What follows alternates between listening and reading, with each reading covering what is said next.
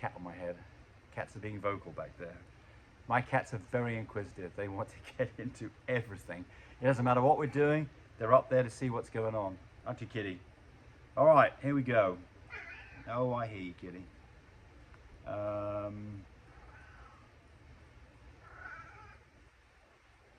So here we go. Trent M says, how long does it normally take for mum's C-section to heal up and stop bleeding and discharge?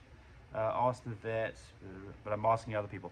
Well, so the scar itself, typically you remove the stitches at day 10. At that point, the scar should be nicely healed up with great margins together properly. And it shouldn't look too red.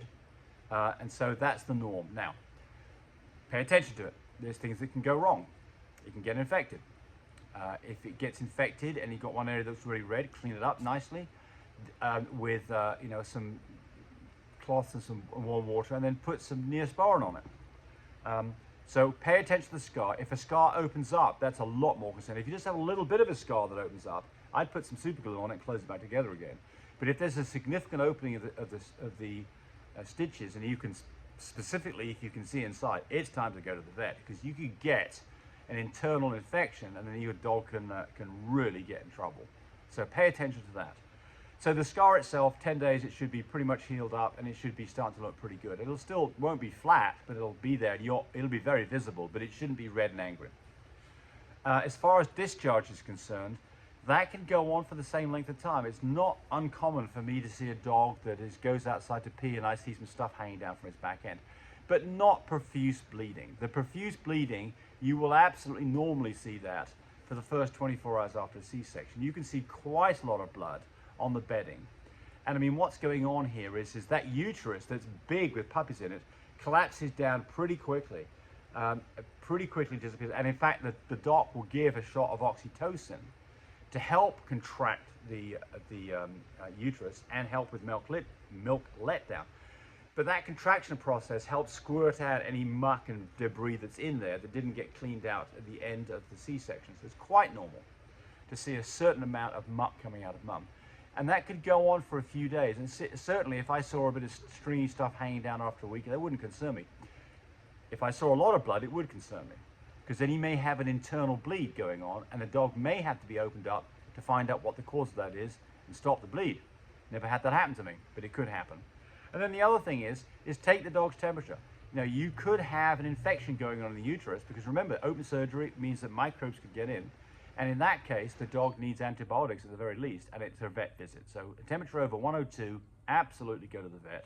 Get them to investigate more to make sure that you don't have an impending problem that you need to take care of.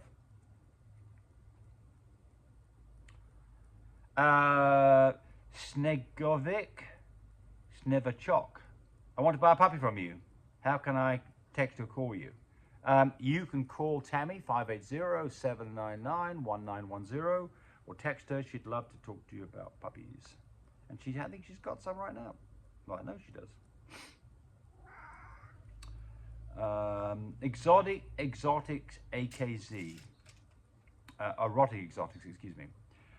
I have a 3-month pup sitting at 2 pounds. Not worried. I know it's his bloodline to be small, but any advice on proper feeding? Well, I mean, first off, you don't say what the dog is. I'm guessing it's probably a Frenchie, but 2 pound Frenchie at 3 months? That's a small dog, right? So the question here is there an issue? So the kind of things that might be an issue would be a dog that has a large domed forehead, has eyes that are a bit bulging set out to the side. That dog may have a water on the brain, or a lack of draining of the synovial fluid from his brain. That is called hydrocephalus. Hydrocephalus can fix itself, sometimes it doesn't, but it can be, you can have dogs that have liver shunts. When we say a liver shunt, we mean that the liver plumbing is incorrect. That can sort itself out too, but what happens is the dog does not get rid of nasty stuff that the liver would normally take care of. And in those situations, you can have a dog that ends up being malnourished. But look, I mean, if you're in doubt about those two things, then an ultrasound can detect the liver shunt, and hydrocephalus is something that anybody who knows much about this can look at the dog and right away say, yeah, that's a hydrocephalus dog. What do you do for hydrocephalus? Nothing that I know of. Liver shunt, you certainly can do surgery on those dogs, but only if it's in a really bad situation. Would I ever anticipate doing that? Never done it. Well, I say I've never done it. I did have a dog that did have a liver shunt that didn't survive. We tried to get it big enough that it could have surgery, and it never got to that point, and eventually, unfortunately, it died. So I have a little bit of bad news about that. But other than that, feed a quality dog food. And if the dog's gaining a little bit of weight every day or every week, then you're probably fine. And there's not really a lot you can do about this. You know, if a dog's eating but's got, diarrhea, then that's another issue. Then that's, maybe that you need to start thinking about trying to treat the parasite. So there's some things you could do on that front, but you don't tell us much about it other than the dog's small. Okay. There's one more down here if I can find it. Oh, somebody's asked about tube feeding. How do you do it? I've got a number of videos on this, so you can go look those up. But basically, when would you tube feed, and how do you tube feed, and what are the dangers of tube feeding? So, first off, you tube feed when you can't get a puppy to take a bottle or it's not nursing on mum, and especially if it's not gaining weight or it's losing weight. A puppy that is, sub 5-6 weeks old that is losing weight, you can't go on too long, especially with puppies that are a few days to a few weeks old. If those puppies are not gaining weight, then if you don't do something, the puppy's not going to make it. It's as simple as that. You've got to get calories, and especially in small, newborn, neonatals, 0 days to 7 days. Those puppies really don't have a lot of reserves.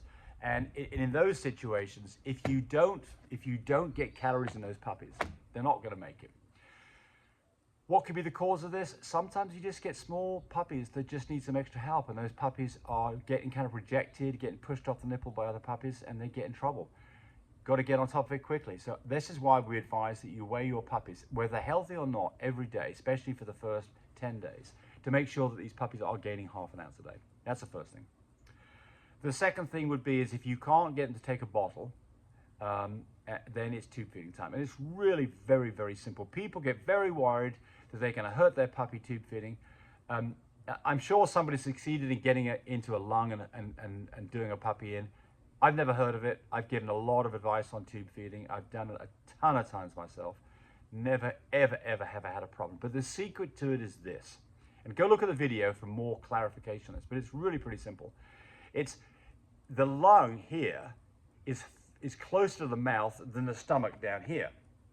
So the secret is you take your feeding tube, and for a Frenchie, it'd be a number 7 or number 8 French tube you'd use for this. It's pretty skinny. It's about maybe a millimeter and a half wide. It's not a really big tube. You take that tube and you put the tip of it down to the bottom of the rib cage, down here where the sternum is. And you then take that tube on the outside of the dog, put that tube so it comes all the way up to their mouth, and put yourself a little mark with a felt pen right there. And that tells you, and that's going to be something in order of that kind of length, that's going to tell you, and here comes Tammy, and that's going to tell you if you get that tube in all the way to that black mark, then it almost certainly can't be in the lung. Because if it was in the lung, you'd have had to have stuck about that much more in with a puppy just gasping and thrashing around and hard to get it in there. If you get it properly, it's really straightforward. I mean, it slips. Once you've got it, getting the tube in the first place, the hardest part, can get under the tongue. It won't go in. Once you get it past the epiglottis, the thing that's hanging down, it just slips in there really easily, and it's just no problem at all. Feed it in there real quick. When you've got it down to the black mark, press the plunger.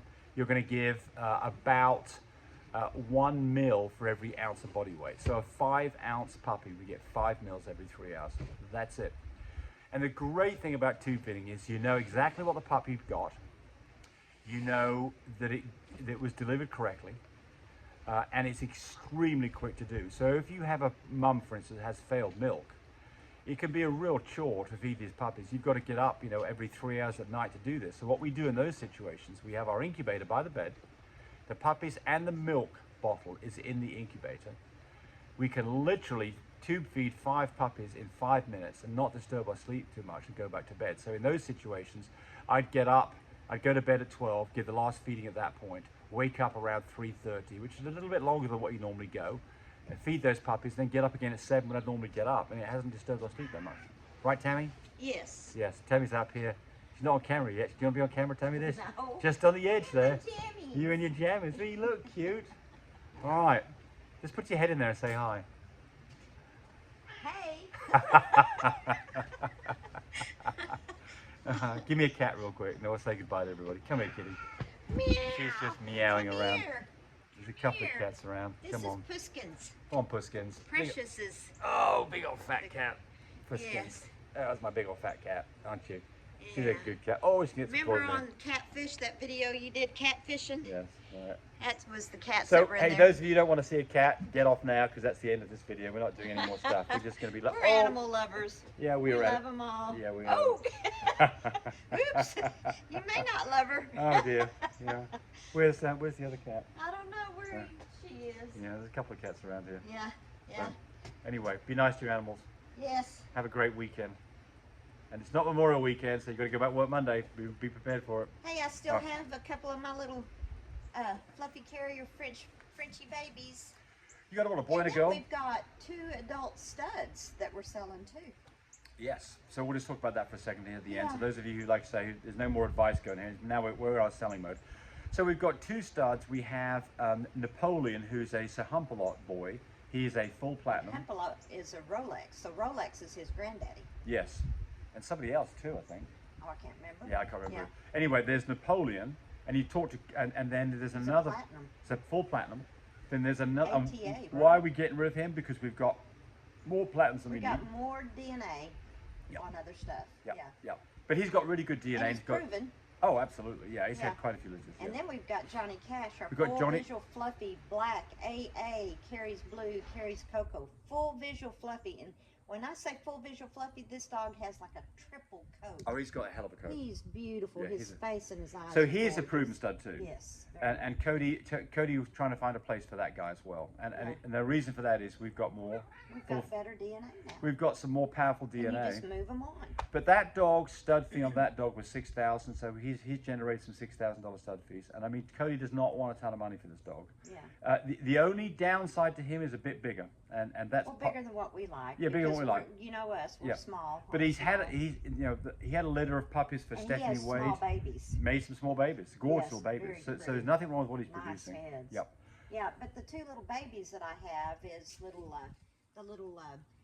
well, I guess you could say they're quad carrier they're quad fluffy carriers. A chocolate fawn carries blue, carries cream, carries AT. I know she's getting a wild hair. She's going me. Anyway, so he is a Hey, kitty. quad chocolate fawn, quad fluffy carrier.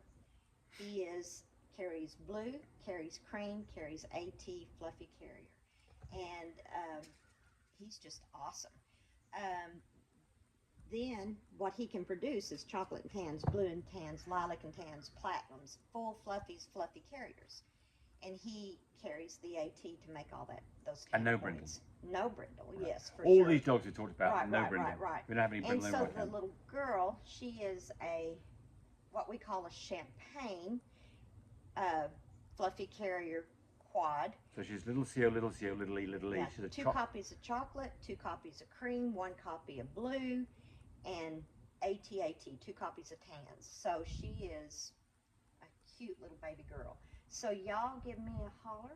And, we can sell them at pet prices. You won't get full AKC rights. But if you want full AKC rights, it'll be a different price. Right. Okay. There we go. Yeah. Thanks for watching. Hope we have a great Memorial Day. There's Tammy. Yee! Bye. Hey, thanks for watching the video. I really appreciate people who subscribe to me. It helps me, encourage me to do more of these videos. But do remember, disclaimer here, I am not a vet. I'm not a licensed medical professional. I'm purely a person who's been breeding dogs for the last couple of decades. Any information that you got from this video, use at your own risk. There's nothing implied here, and certainly this should not be used as a substitute for advice from your veterinarian or your medical professional. I hope you enjoyed the video. Come back for more of them. Bye.